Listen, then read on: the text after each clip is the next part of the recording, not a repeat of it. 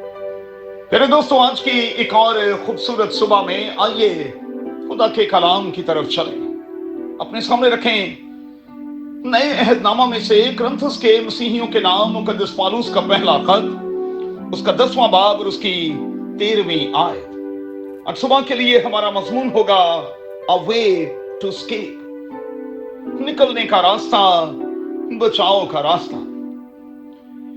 इसमें कोई शक नहीं कि बाइबल का खुदा अपने लोगों के लिए रास्ते हमवार करता है, बाहर निकलने के रास्ते बनाता है।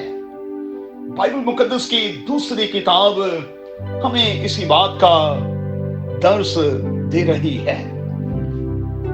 मेरे दोस्तों, आखिरी बार आपको कब इस किस्म का तजर्बा हुआ था?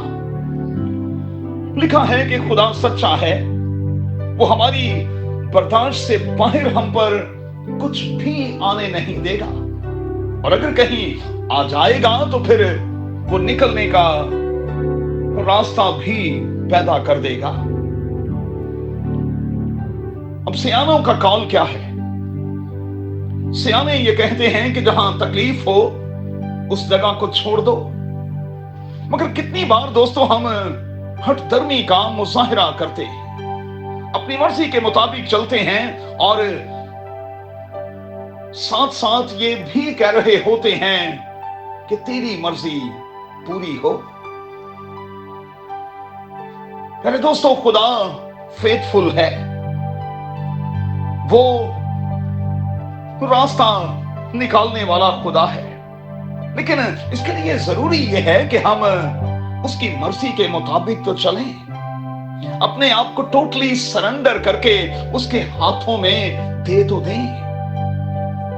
और जब तक ऐसा हुआ है तब तब खुदा ने अपने लोगों को हर तरह की मुश्किल, हर तरह की परेशानी से निकाल बाहर किया है।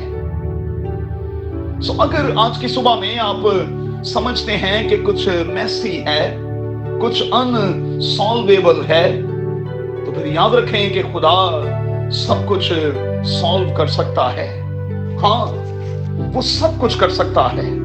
और मैं समझता हूं कि आज के दिन में हमारी ये दुआ होनी चाहिए, और ये दुआ पूरे यकीन के साथ होनी चाहिए कि खुदावंद तू मुझे आजमाइश में ना पड़ने दे, बल्कि बुराई से बचा।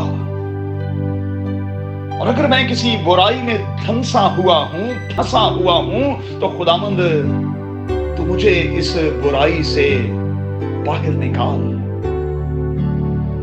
हाँ खुदावंद, तू ऐसा कर सकता है। एक बार दिल से ये इकरार करें, मैं आपको यकीन दिलाता हूं कि आप